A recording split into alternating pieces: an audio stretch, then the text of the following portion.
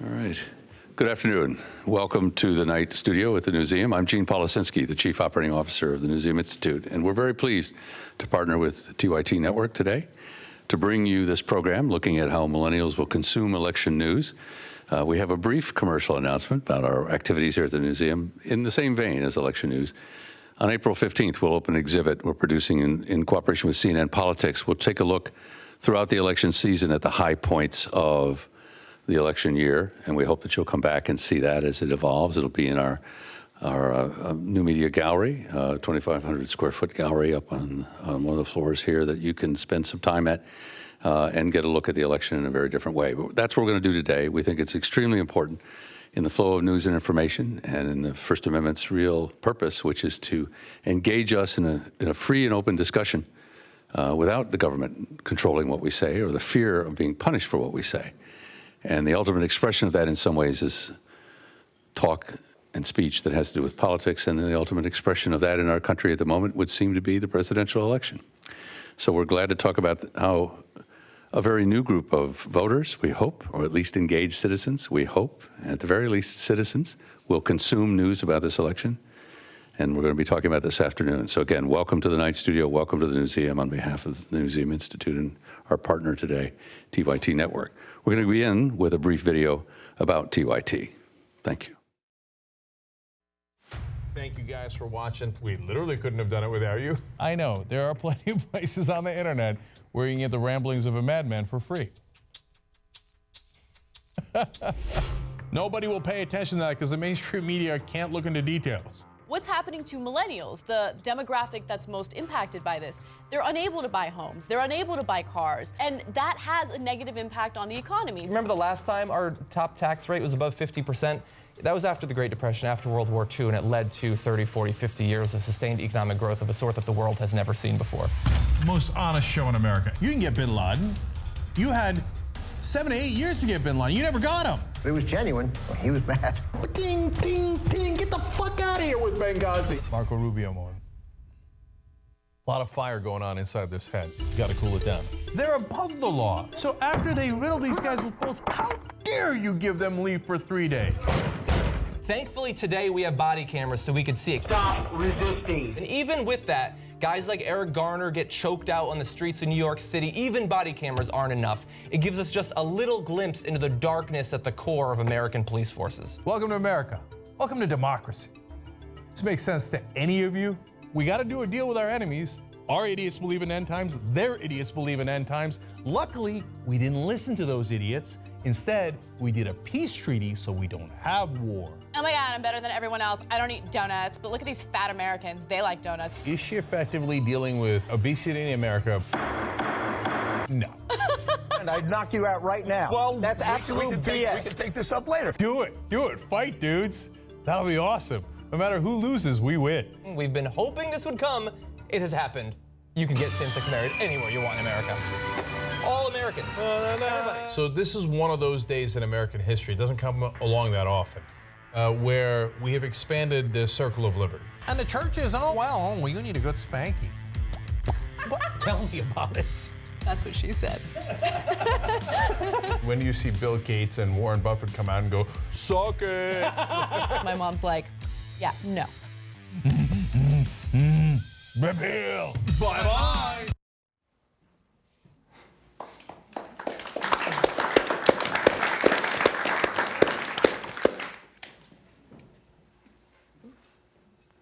All right. We're doing what we typically do when it comes to streaming things. We do it live, okay? So we're getting that set up for Facebook. Anyway, I want to thank you guys all for being here today. The discussion that we're about to have is an important one, and it has to do with how young people are going to engage in the political process for something that's going to happen 1 year from today, the presidential election. What do we need to do as members of the media, as members of social media, to engage young voters, to get their attention, to make them political activists? And that's a huge problem that we're seeing right now, especially when it comes to the intersection of traditional media and new media. And so just a quick story before we get this panel started. Prior to coming here, we were having lunch, and I was speaking to a young woman, a millennial, about her political ideology, where she gets her news. And she basically told me that she gets her news from her friends and from Snapchat, and that she refuses to get her news from mainstream media or cable outlets because she doesn't trust them. And even though her friends are politically active, they also don't trust traditional forms of media. So where are young people getting their news today? Are they informed, or are they consuming propaganda? These are all topics that we're going to discuss today. And I'm going to go ahead and introduce our panelists. Of course, a lot of you know John Idarola. He is from TYT Network. He's the host and executive producer of Think Tank on TYT Network. So John, thank you for being with us today. No problem. All right. We also have Amanda Turkle from Huffington Post, who covers a wide variety of political topics. I've been following her work for a very long time. It's a pleasure to have you here with us. And we got to represent the social media front. So we have John Tass-Parker, who is from Instagram. Thank you for joining us. Thanks, guys. And last but certainly not least, we have Elizabeth Plank, who is from Mike and who has done lots of contributing work to other outlets like MSNBC. I'm really curious to hear your points of views on a lot of these different topics. So thank you for coming. Thank you for talking with us. All right, so for anyone who doesn't know me, and I'm sure there are lots of you, I'm Anna Kasparian. I'm the host of The Young Turks. I also host a show in TYT Network called The Point. This is a topic that's very important to me because I work with young people on a university level. I teach journalism at Cal State Northridge, and I'm noticing that political apathy, of course, was always a problem, but it's a growing problem. A lot of young people are more interested in frivolous topics, entertainment, sports, even when they're studying journalism. And so I ask them why they're not interested in political coverage, and it's because they have a hard time kind of navigating what the truth is and what the propaganda is, right? So I am really excited to talk to you guys about this. And before we get started, what's your go-to media outlet when you want to be informed? Where do you get informed? Amanda, I'll start with you. Well, I highly recommend. Is my mic on? Yeah, everyone's mic's on. I highly recommend the Huffington Post, obviously. But I mean, I live in Washington D.C. I still get the print version of the Washington Post, partly out of solidarity with, journalism, but also just it's nice to have something in my hands. I tend to read it a little bit closer, and I go to Twitter and Facebook and see what all my friends are posting too. John, what about you? Yeah, well, as you can clearly tell by the accent, didn't grow up in the United States, but I still read Australian press, which is great. But one thing that I'm loving, especially on Instagram, is stories that are being told by traditional media outlets, but in really interesting ways. So one example would be National Geographic, and their photojournalism is utterly exceptional, and being able to consume that on Instagram every day is fantastic. Also, CNN does a brilliant job.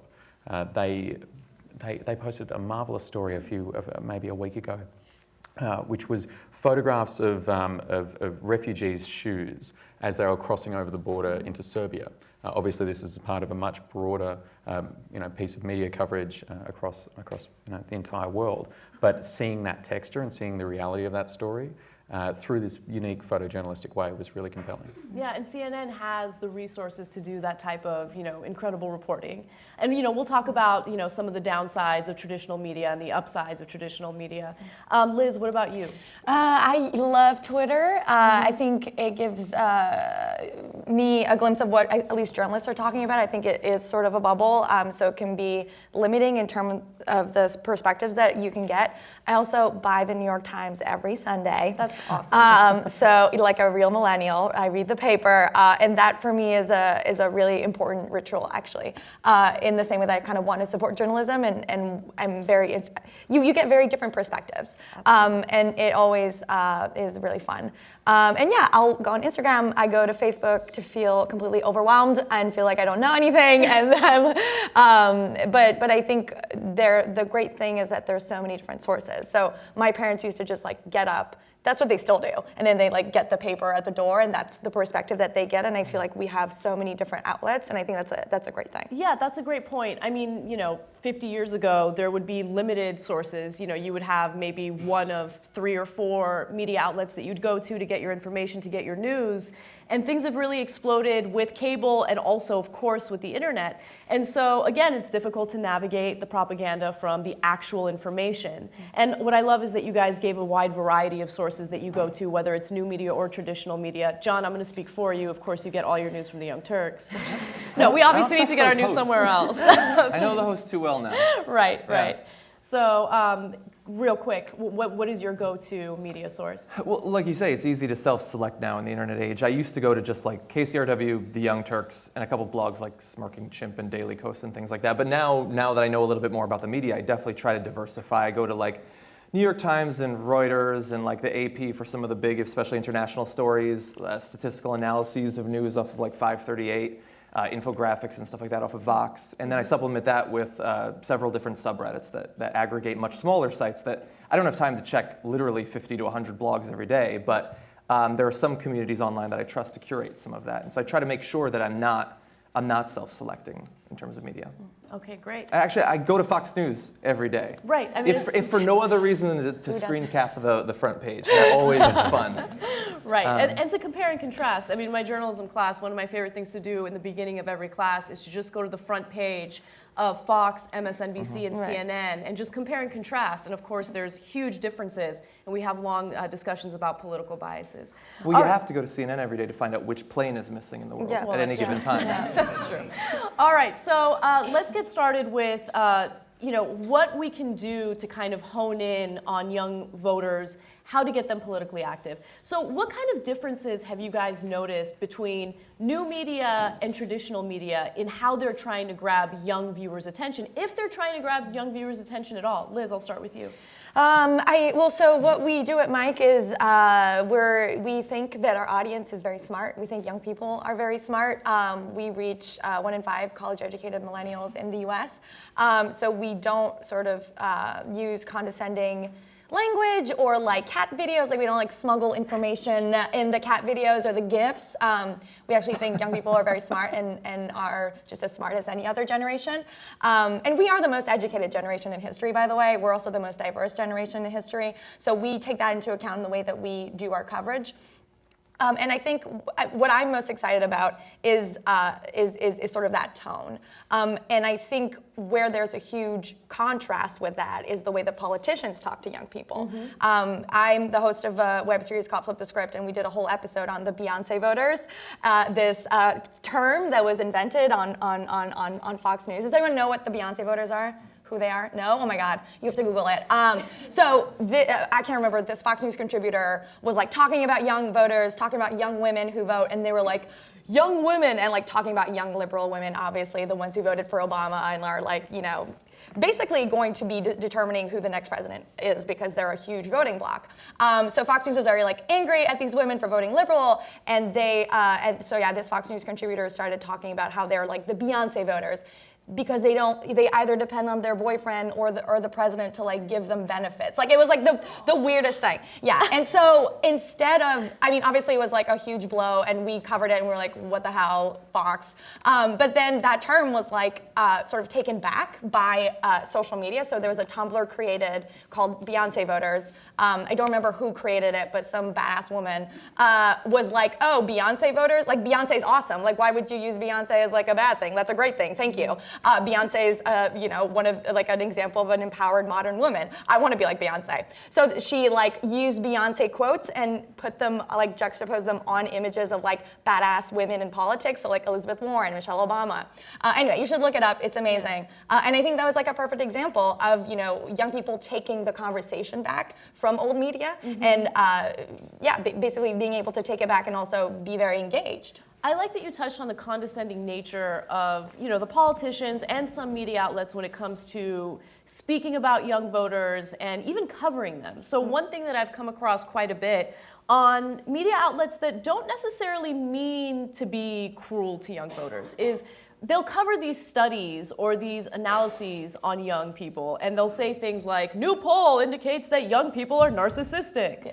And so what kind of impact do you think that has, Amanda, on young people? Do you think that's really pushing them away and kind of forcing them to get their news from things like Twitter and Facebook and Snapchat? Do you think that they're taking that in and they're saying, all right, whatever, I still need the information, I still need the news, I'll still watch? I mean, and are there any mitigating factors within traditional media outlets to stop that from happening? I mean, it's definitely a turnoff. We had a reporter recently who just put in sort of a snarky, fun throwaway line about millennials being a little self-centered, and people did not like that on Twitter and really reacted. And I mean, again, he meant it in a joking way, but people who are of that generation, it's not funny because they know that's not true. And you know what millennials we find like to hear about are issues. And issues of student loans, the economy, campus sexual assault, marijuana legalization, just basically issues. Those are what drive people to sites. I think you're right when we were talking earlier about a lot of people feel disconnected from the political process and from politicians, but millennials are incredibly engaged when it comes to issues, criminal justice, things like that. And they get a lot of their news about how they can get engaged online. I was in Ferguson covering the protests there, and I talked to people about how they heard about this was happening today. I was surprised I heard about it. And they all said they heard about it through social media. Mm-hmm. Their friends posted it on Facebook. They saw it on Twitter.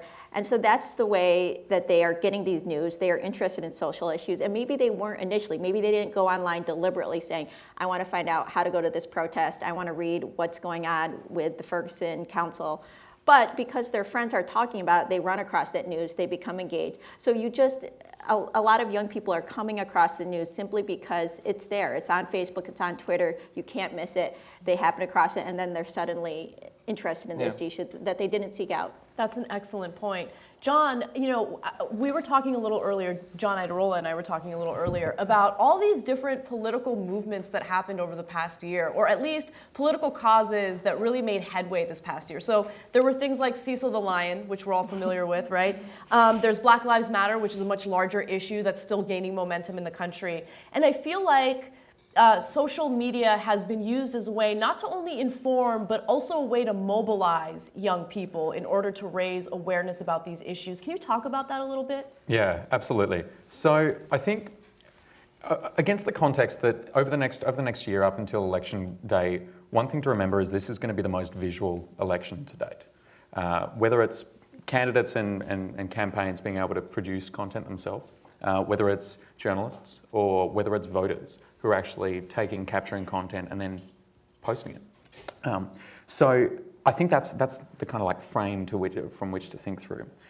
The other thing is that 70% of the followers of US presidential candidates on Instagram are actually voting age millennials. Mm-hmm. And so what we're seeing is that the way that they're engaging with this political discourse is through really creative ways.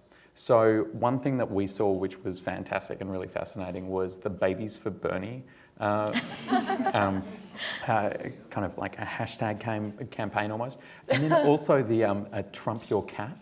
So there's a lot of this kind of... Wait, what was that? You need to explain that. I don't know what that is. Is it cats with toupees or something? Yeah, I think it was something like that. Yeah, God. So, the hair that you brushed off of it on its head, and you trumped the cat. I love it. I'm sure memes play a role as well. Yeah. So what I think is really interesting about that is that when you talk about millennials engaging in the political discourse, it's going to be visual. Mm-hmm. I think that's really important to remember. And then on top of that, I think they're also going to be really creative, and they're going to have this tongue-in-cheek approach to being able to engage with these issues. On top of that, though, there are serious moments. Mm-hmm. So in the Baltimore riots, there was a beautiful photograph that was captured that ended up on the front cover of Time magazine. That was captured on Instagram by a young person who was engaging with that civic moment. And so what we're seeing is this huge population, this big demographic of people that are politically aware, politically active, very intelligent, being able to take an interesting angle on these moments, and then also they're posting content. Mm-hmm. Yeah, I mean, I think about a much older movement that, of course, has fizzled out since then. Occupy Wall Street. When it was first formed, there was a huge difference between the way it was covered on cable TV and the way it was covered in print and also digital media, right? So I feel like in print and digital media, there was a seriousness to that story. There was very little minimizing of the people that were taking part in it or the message that they were trying to send. But no one during that time can really forget Erin Burnett's moment of really when she was talking about the protesters. She didn't really take them seriously. And as those moments happen more and more, the traditional media continuously pushes young voters away because Occupy Wall Street was talking about issues that are relevant to young voters. I love that Amanda brought up student loan debt. Very rarely do you hear politicians talk about student loan debt. They might dabble with it a little bit during their campaigns, but it's never really the heart of their campaign. It's not something that they care about truly. They talk about the economy in the sense of, okay, well, what should we do about corporate taxes? They don't talk about the economy in the sense that young voters are unable to graduate, find gainful employment, and then actually contribute to that economy with money that they're earning from a good job. And so these are issues that aren't covered enough. And John, I wanted to ask you, what other issues do you think politicians and traditional media aren't focusing on enough, that you would like to see, that maybe you see in digital media or new media? Well, I would say issues generally. Just issues. I mean, have you been watching the debates, honestly? Like, when they're not being criticized for not being substantive, they're not being substantive. And lately, in the last one with CNBC, they made some brief attempts to please let me be substantive. I'm trying to ask you about your tax policy. And they're like, no, I'm not talking about that. But I think they will generally raise an important issue one time, like raise your hand if you believe in gravity, raise your hand if you believe in climate change. And I think that climate change long term is one of the most important issues facing not just millennials, but humans. Right. And it's not talked about. It's rarely even acknowledged publicly that it exists. I would say that that's incredibly important. I think that you made a good point about talking about student loan debt and then tying it into the inability to contribute in a meaningful way to the economy. How can you when you're paying $500 to $1,000 per month to Sally Mae specifically? Right. That money could be going to Subway and Amazon and a car dealer and a whole bunch of other places. But instead it all goes to one big bank that then sits on $3 trillion rather than putting it back into the economy. The fact that they do that isn't even raised.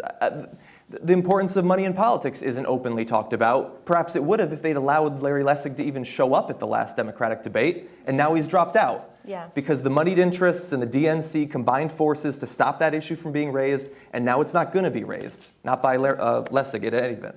Sorry. Go ahead. No. And I want to say, they're actually, candidates, when they do put out detailed policy proposals, they often don't get enough attention. Hillary Clinton has actually put out quite a few incredibly detailed policy proposals on opiate addiction, on gun violence, on Wall Street reform, really detailed, a lot of them very strong, but you don't hear about them as much because everyone is talking about her emails and everyone's talking about Benghazi. And so when candidates do this and they try to get more attention, it's ignored because it's not as exciting or whatever. So how do we fight back against that? Because the narrative is always hijacked by the mainstream press. I mean, I think about the Edward Snowden story. When that leak came out about the NSA spying on all of us, we weren't talking about what the government was doing wrong. We were talking about whether or not Edward Snowden betrayed the American government and whether or not he should be tried for espionage, right? So why is it that happens? When a big story comes out, we allow the mainstream press to kind of hijack the narrative and run with it. What can we do to fight back against that, Liz? I actually think, I want to push back against the idea that social media by nature is, and I'm not saying anyone on this panel has said that, but I think there's this narrative that's part of this, condescension about millennials and the way that we consume news and the things that we do. That social media is inherently less credible, I guess, or important as traditional media. And I think that we've done a really good job of galvanizing, and whether it's on Instagram or on Facebook or on Twitter, and changing the narrative in mainstream media. So we've seen examples of, my favorite example was Wendy Davis, coming out of nowhere with her filibuster while CNN was talking about blueberry muffins. I think there was a screenshot of them talking about blueberry muffins while she was doing an 11-hour filibuster that no mainstream media was covering at the moment. but there were thousands of people watching it on Twitter, watching the live stream and tweeting about it. I mean, at a certain point, the Stand With Wendy hashtag had like 1,200 tweets a minute. So the next day, everyone was like, holy shit, we gotta cover this. And so it changed the narrative in traditional media. It changed everything. We started talking about this law, and I don't think we would have talked about it otherwise. And Wendy Davis became this like icon and this powerful force, and the sort of pro-choice movement got a lot of steam from that. And also, you mentioned Black Lives Matter. Black Lives Matter is now, because of their physical protests, but also protests online, have become major planks of Bernie Sanders' campaign. Hillary Clinton has had to address it. We talk about it at debates. DeRay might co-host the next Democratic. Is that something I saw somewhere? Like that Twitter and DeRay, who's like a very big activist who's part of the Black Lives Matter movement, might be moderating or co-moderating a debate. Like that's huge. So I actually think traditional media is very worried about new media, and they're paying a lot more attention than we think they are. When do you guys think political candidates are going to take new media seriously enough to actually allow a new media outlet to host a debate? Because right now, the big players are CNN, Fox News, CNBC. And I don't know, the debate that really stood out to me the most, even though everyone's talking about CNBC, was the CNN debate, GOP debate. Because what it really was the moderator sitting back and saying, yo, Trump, guess what that homeboy said next to you? What do you think, right? And then they're all of a sudden getting into a ridiculous argument as if they're high schoolers. And I want to see a serious debate, but yes, the moderators are part of the problem. How do we get candidates to take new media seriously if they're too busy trying to reform the way old media is doing things? Amanda, what do you think? Well, I think you'll see that soon, but you're seeing a little bit more attention than you have in the past. I remember it was a really big deal when Huffington Post got to ask the president a question. Yes. And now we're beyond that. We've interviewed the president. Hillary Clinton has talked to new media outlets. The other candidates have as well. But there still is this perception by a lot of candidates who tend to be older that TV news is where it's at. We have to go with the big print publications. There's nothing more exciting than getting your story in the New York Times. And there are people who are on these campaigns who still believe that, despite the numbers telling them that is not how people get their news.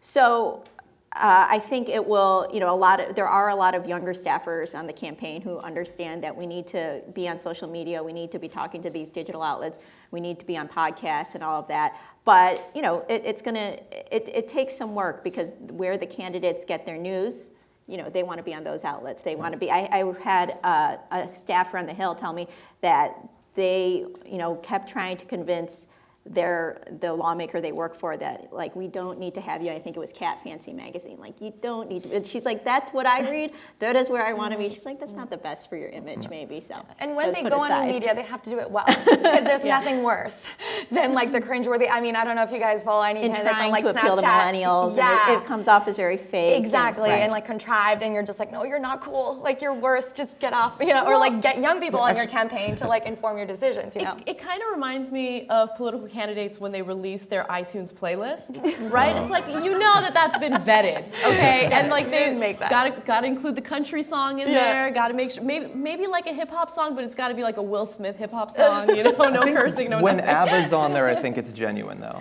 Absolutely. But if I could say one thing, so I think that there's the old media being a little bit afraid and distrustful of the new media, but I also think that there's candidates being afraid and distrustful of millennials and new media. Because I think there is this political industrial complex of access and money, that the big companies own the big media outlets, and then the candidates know, if I go here, I'm going to be treated with respect, and they know that they're not going to be asked the hard questions. And the politicians want at least the image, the veneer that they are talking to millennials directly, or they're talking to new media outlets. But when given the opportunity, they don't actually do it. And so recently, Barack Obama had a sit down with 3 YouTubers. And so that's cool. He's talking to millennials. He's talking to these young people. Were they political YouTube channels? No. How busy were you? I wasn't that busy. I mean, I can make room in my schedule to talk to the president of the United States, right? He talked to lovely people, Glozell, Bethany Mota, I believe, and Hank Green. Hank Green's awesome and a really smart guy, and he does talk occasionally about politics, but it's not a political channel. So even then, they don't want to sit down with the person who's going to breach that political industrial contract they have and ask the hard questions. Well, that kind of brings up the issue of access, which is a huge problem in media today. So if you are a journalist who wants access to these politicians and even to celebrities, you know that you're unlikely to get them if you're willing to ask the tough questions. So there are shows like Hardball, for instance, which once in a while do ask tough questions. But overall, you're not going to get every guest you want if you are going to play hardball. And so how do you combat that? That's a really difficult thing to fight. And I know, John, on TYT, for instance, we do have a very, very young audience. We don't have a lot of big guests. Is that a downside of our network? Do you think there's a way around it? What do you think about all that? I mean, I think it is potentially a downside for our network to the extent that having them on our show would help get us views. But I think in a very real sense, it's a downside to them because having them on our network would get them views. And for some candidates especially, like, okay, until Trump craters in a month or so, he doesn't need people to be watching him. He can choose what radio show he goes on. But when he slips down to 18% or 12%, he's going to want those views again. And there's candidates who are far smaller that could do for a few million views of an interview, especially amongst a group that we know is going to vote generally, historically, at lower rates than others. And I think that they are harming themselves more than us. We're doing fine. I don't care if most of these candidates go on. Joe Webb, Webb can do whatever he wants.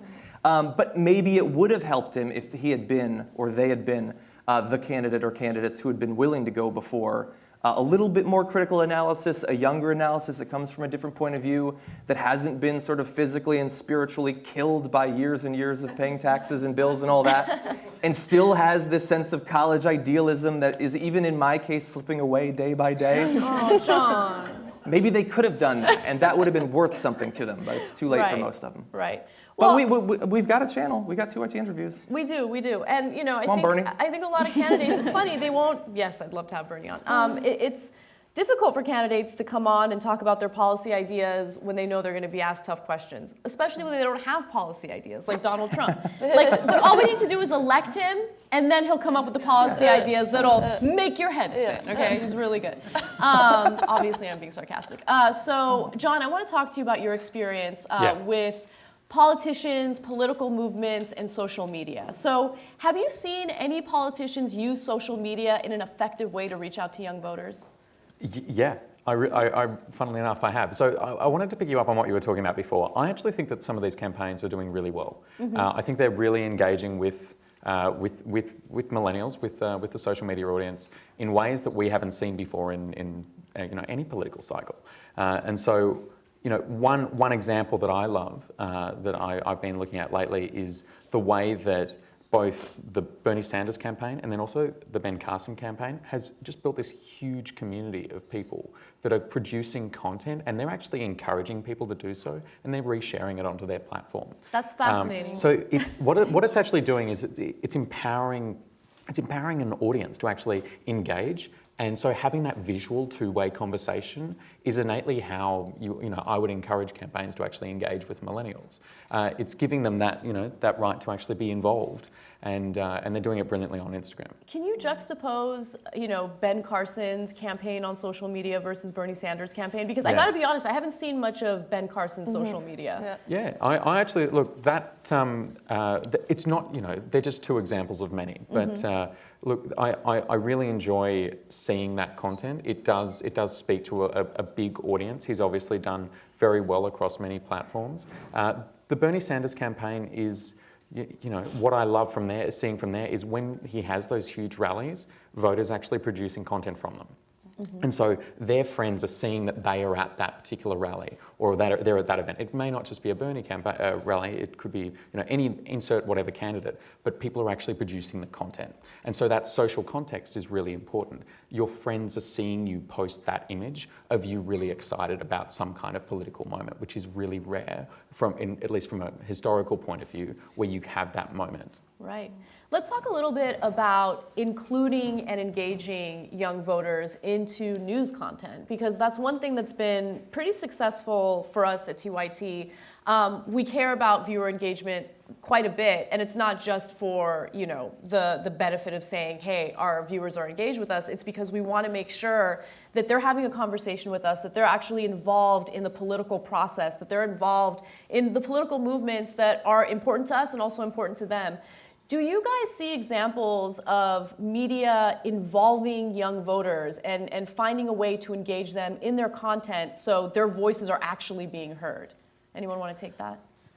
Well, if I can just give an example, we recently interviewed the president, which was amazing. And we, instead of, so our editor-in-chief, Jake Horowitz, interviewed Obama, which is like awesome. But instead of just like coming up with all these questions that we in our newsroom created or that he wanted to ask the president, we actually crowdsourced, and it was the first crowdsourced, internationally crowdsourced interview with the president.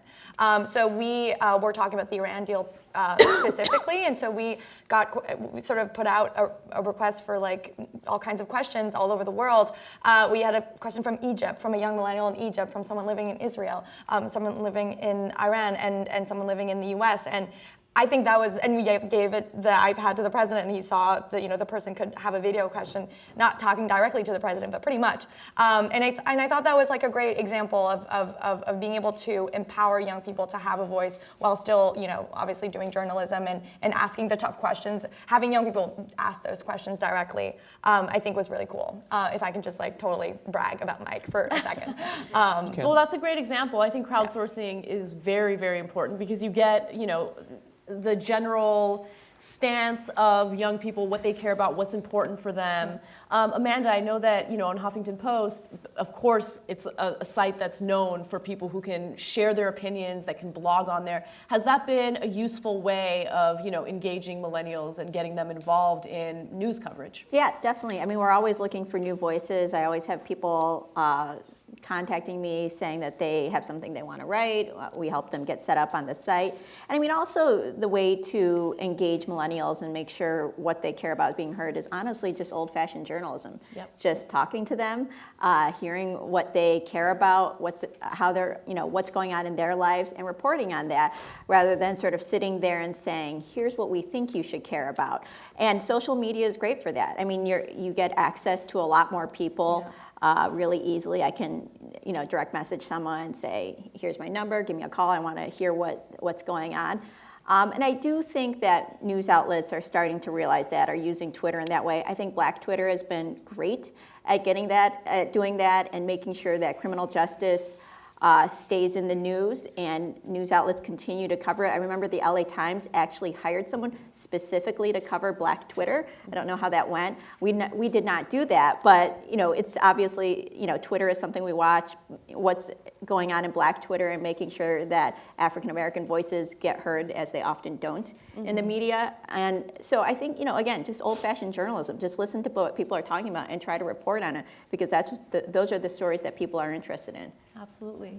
So John Idarola, I noticed that something that has been very successful on Think Tank is you have a wide variety of topics you cover, right? And your audience is extremely young, right? Mm-hmm. And I noticed that while you have the really serious political stories time to time, or maybe even an evergreen informational video, you also have like the much lighter topics. Mm-hmm. Do you think that the lighter topics take away from the serious political coverage that you do on your channel, or do you think it actually hooks young people in? Maybe both. Mm-hmm. I mean, maybe from the point of view of somebody who is evaluating how serious I am or the channel is, yeah, it might take away from it, actually. But I'm not really making the videos for them anyway, so whatever. But I would say I think that it is supposed to hook people. I think that implies that there's sort of a motive to it. Mm-hmm. We don't have the light stuff with the hard stuff so that you'll watch the hard stuff. Mm-hmm. We have the light stuff and the hard stuff because the whole purpose is to go out and find interesting things every day. And some interesting things are hard and some interesting things are soft, I guess. That's weird. That doesn't sound right. And so that's the whole point, is to go out there and to show that like being in college, because it used to be a college show back in the day, you can go out and you can discover new interesting things that you didn't know would be interesting for you, that you didn't know you might want to have as your career. Yeah. Like I was a computer programmer in college. Well, now I do politics. And so that's why we have both, because both are important. And in politics, both are important. There are political issues that are shallowish or whatever, and then there are ones that are deadly serious.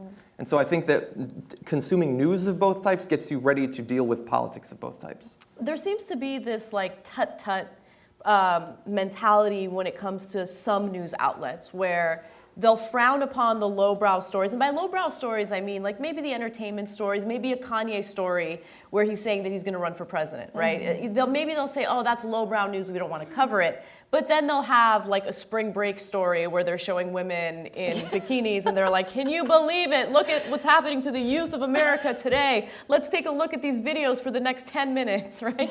So it's interesting to kind of compare the coverage. And so I always wonder, you know, do millennials want the lighter stuff, right? Do millennials get turned off by the lighter stuff?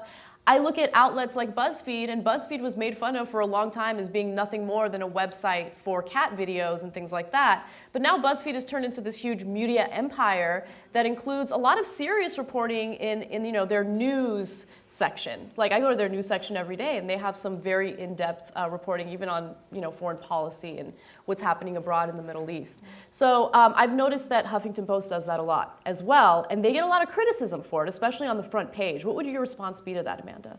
So, I mean, I don't read half of the stuff on Huffington Post. I think a lot of it's silly, but I mean, I click on a lot of the lighter stories too. Everyone clicks on them. That's why they're there. If you don't want to read them, you don't have to read them. No one is making you read them. But what, you know, I get very frustrated by older journalists. And I was at a journalism retreat once, and an older respected journalist was receiving an award, and he used his award speech to bash 20-something bloggers who work at the Huffington Post, not knowing that I was sitting there. And at the time, I was in my 20s, and you know, everyone sort of awkwardly looked at me. And I later confronted him about it because it was just so uninformed. I'm not ruining journalism. In fact, people like me wouldn't have been in journalism, you know, not too long ago, but thanks to things like blogs and, you know, social media, I discovered more than just my local paper, and I realized that this is something I could get involved in. I didn't have to go to journalism school. I didn't have to take the traditional route. So, you know, I think that back to your question now. It's just sort of. You're still mad at that guy, aren't you? I am. It's sort of a pet peeve of, you know, there's only one way to present journalism, and you have to be serious all the time. You know, at Huffington Post, we cover serious political topics, but we may have a little bit more voice, we may have a little bit more edge. And what I like about a lot of millennial news consumers is that you're smart enough to know that, yes, here's a cat video, and next to it, there's a story about TPP, and I can read this, and I recognize it's a good story, and I like the fact that there are links in it, and I can click on that. I can discover news sources. I may not like that news source, but I find the media literacy of millennials just so much higher than that of older generation, because in part because things like blogs, you know, linked through everything and you can explore different parts of the internet, and because you are getting so much news through social media that you're running across from your friends. You may not agree with them, but you explore what they're linking to, what they're saying, and you're not just relying on your one local paper and the nightly news and everything they say is gospel. You are discovering what you want to read, what you believe in. And so I find, so, you know, that's why I think that people are smart enough to know that you can have the fluffy stuff, right, the soft news, and you can also have the hard news. And, you know, you just know enough to where to go and what to read. Yeah, at the end of the day, an interesting story is an interesting story, right? And you can tell if it's well reported. Absolutely, yeah. I think that, and also in parallel to that is the way that that candidates have started to use, you know, the way that they have used social media in general has changed so dramatically, in the same way that obviously journalism has. There is so much choice for millennials. And the other thing that I would say is that millennials as a group is, you know, it's not a monolithic group. There's obviously a diverse range of demographics that break down within that. But they have a choice as to what kind of content they want to consume. And so if we're talking about, you know, what I work on every day, which is how are they going to engage with political candidates on on our platform, it's, you need to speak to them in their language. You need to speak to them in this, you know, great visual space, and you need to be creating content that's actually going to engage them in some way as well. And ultimately, that's got to be creative. And that's what they want to. It doesn't have to be too light or too dark or too heavy or too soft, but it has to be somehow able to connect with them.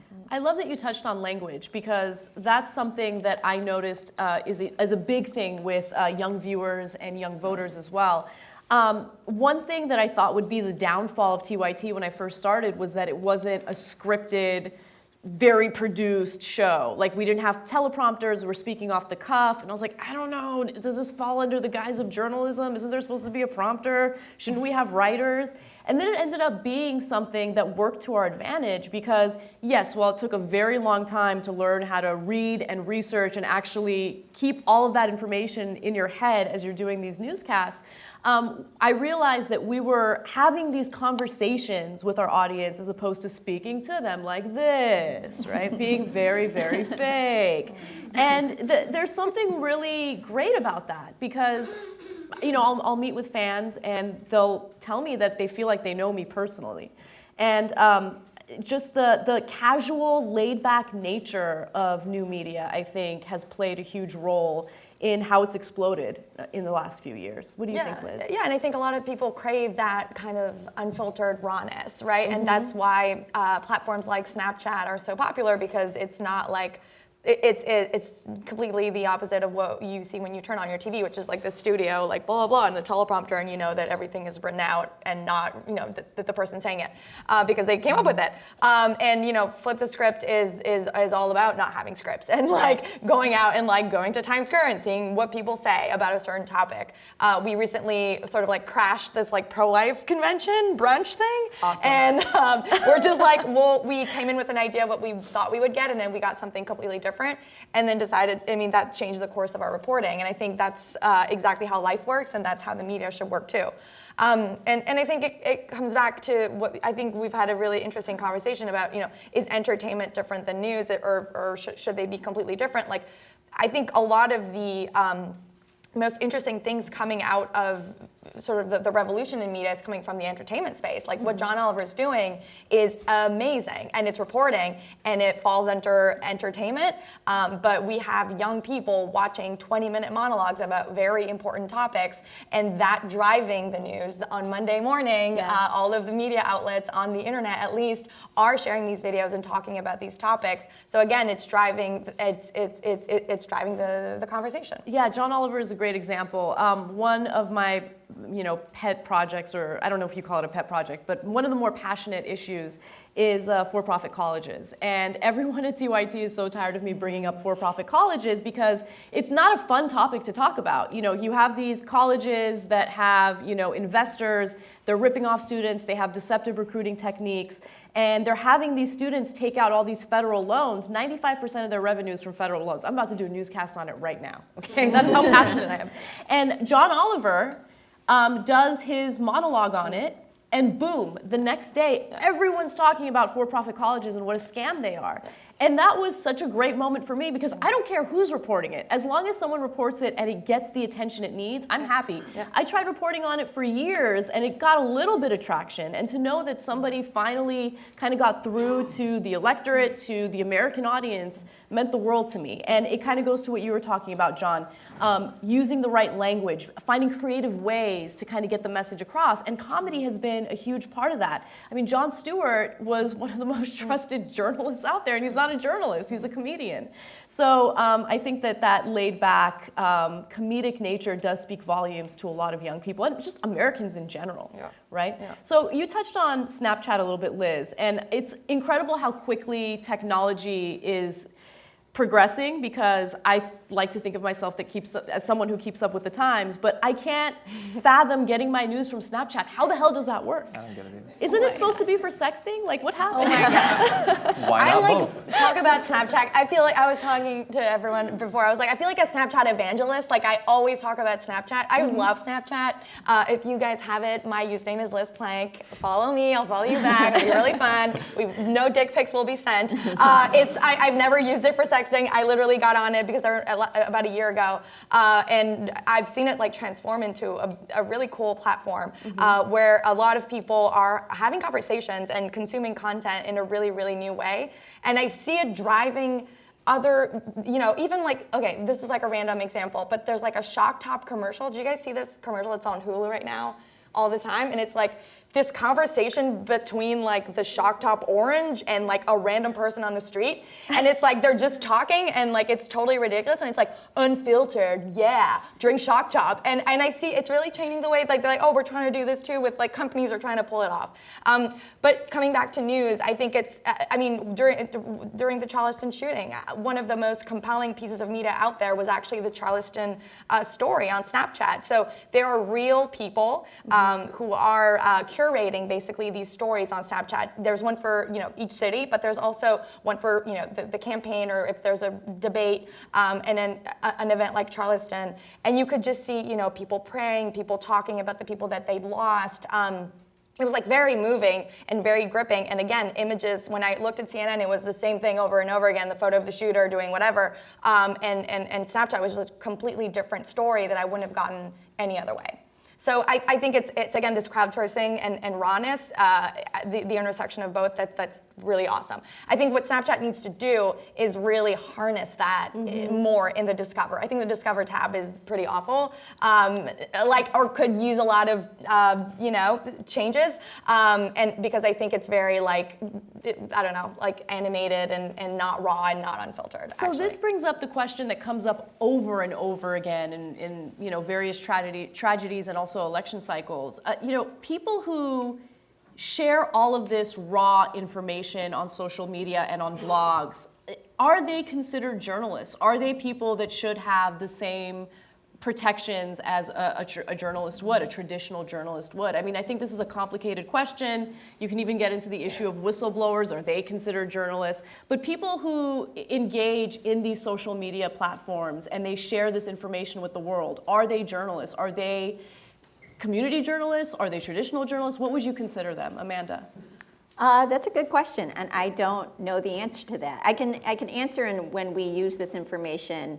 If I'm trying to incorporate this information into a news story, how am I going to use it?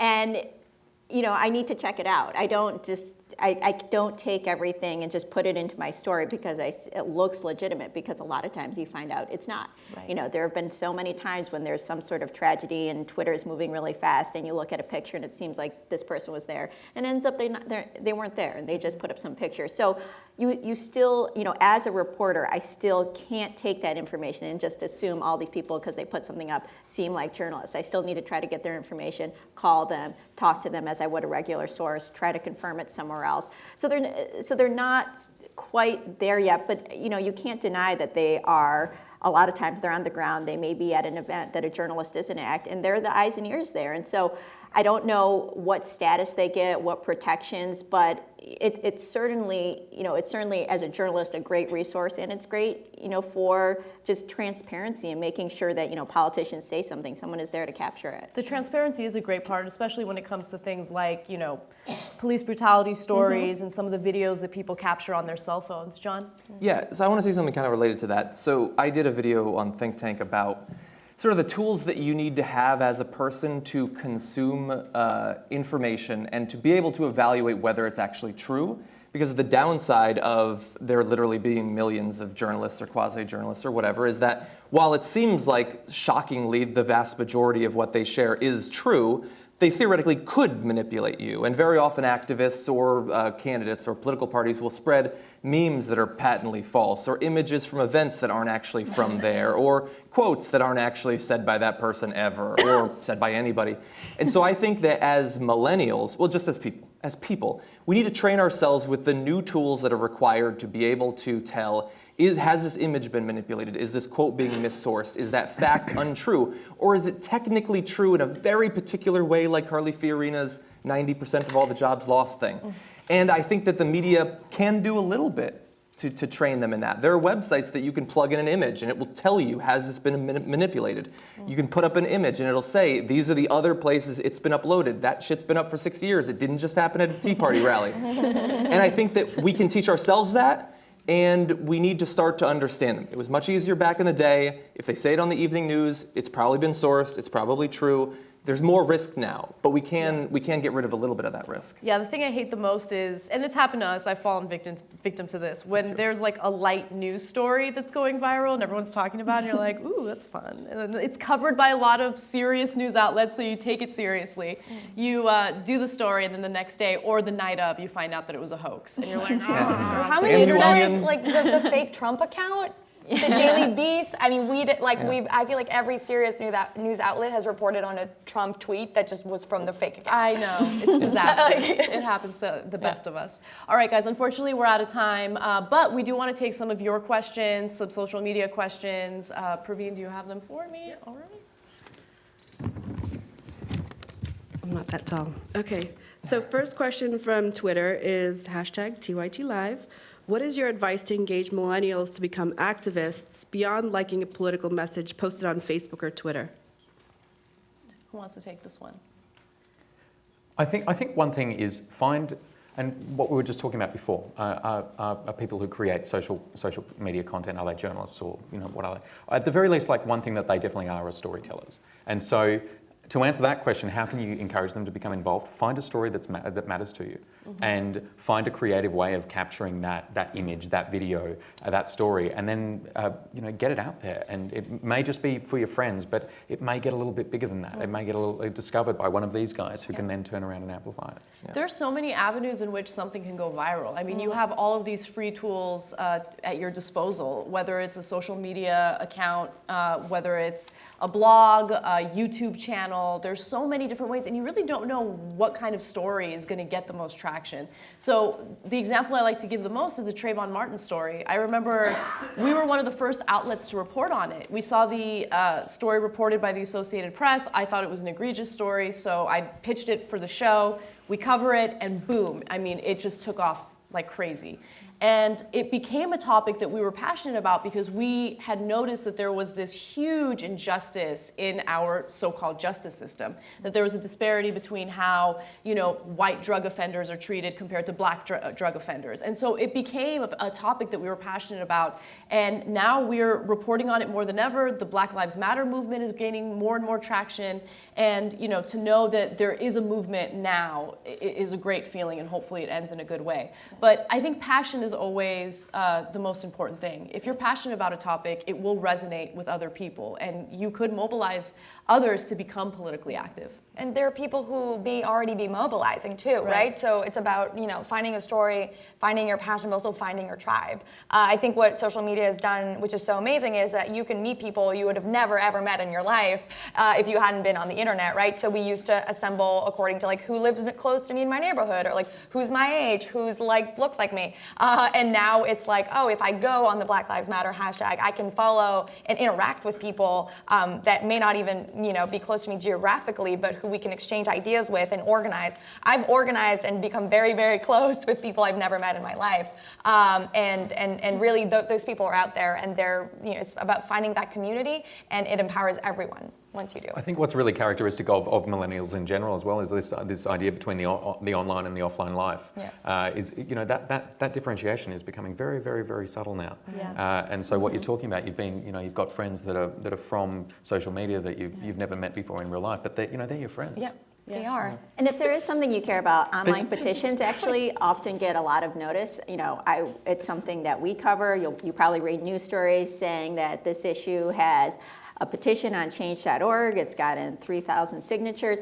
Those make a big difference, especially at the local level. If you start a petition and you get maybe a couple hundred people to sign it, a local news outlet might cover it. It freaks out a local business or whoever it's targeted at, and suddenly your online action is translating to something in the real world. I recently covered a White House petition started by a guy who felt passionate about the U.S. accepting more Syrian refugees. He started a petition. It got enough signatures.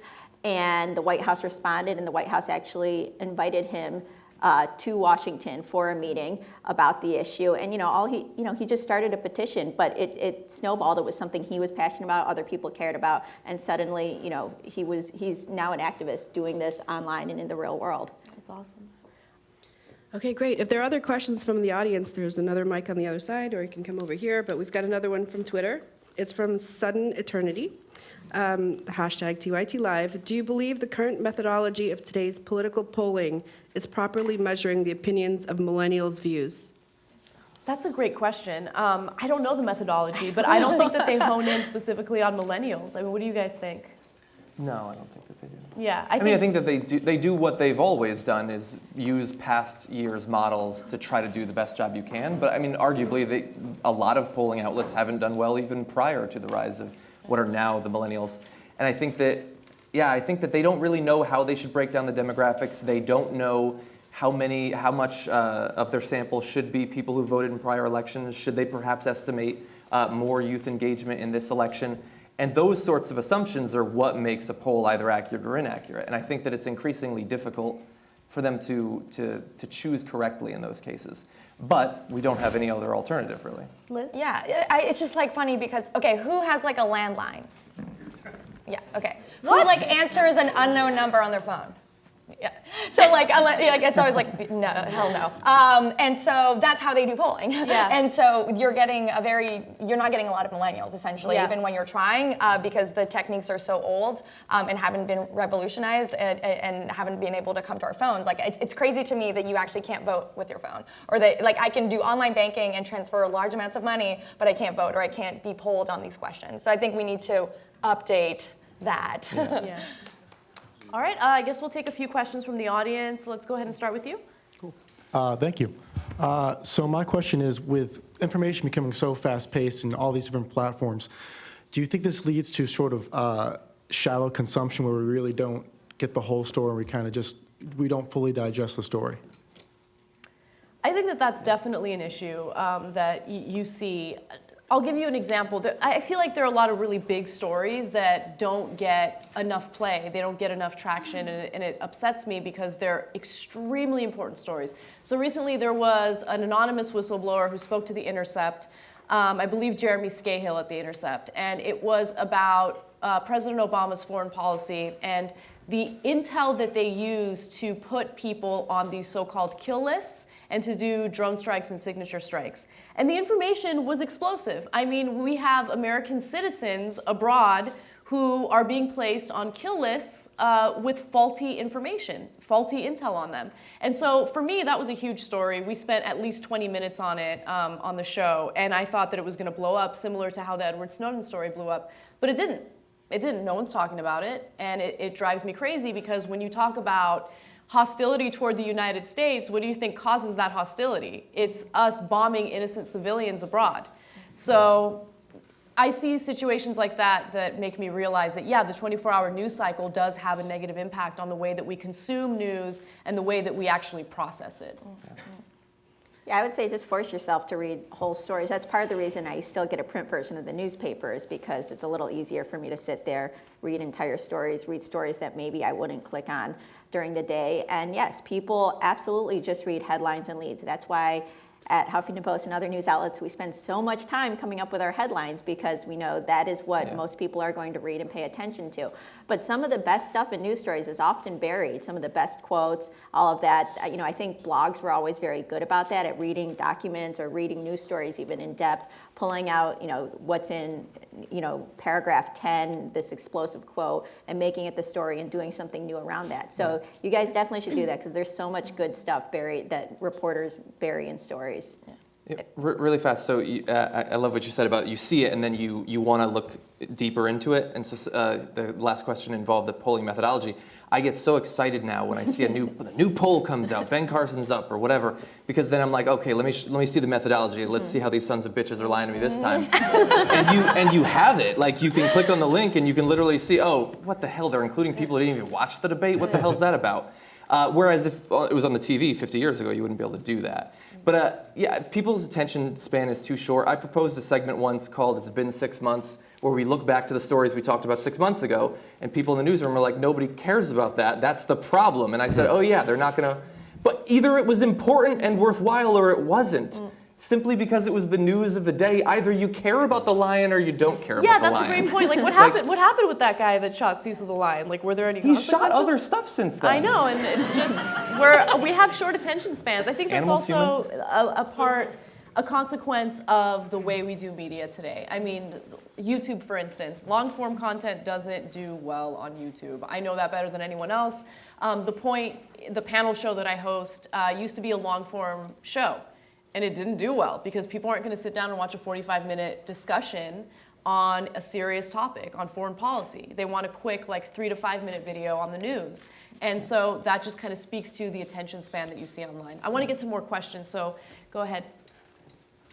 So I know that on Think Tank, you guys do a lot of videos involving science, which is scientific literacy is just very important to the political sphere, considering debates like climate change and abortion and things like that.